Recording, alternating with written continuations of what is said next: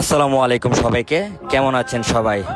আলহামদুলিল্লাহ, দীর্ঘ এক মাস রমজান শেষে সবাইকে জানাই ঈদ উল ফিতরের শুভেচ্ছা ও ঈদ মোবারক।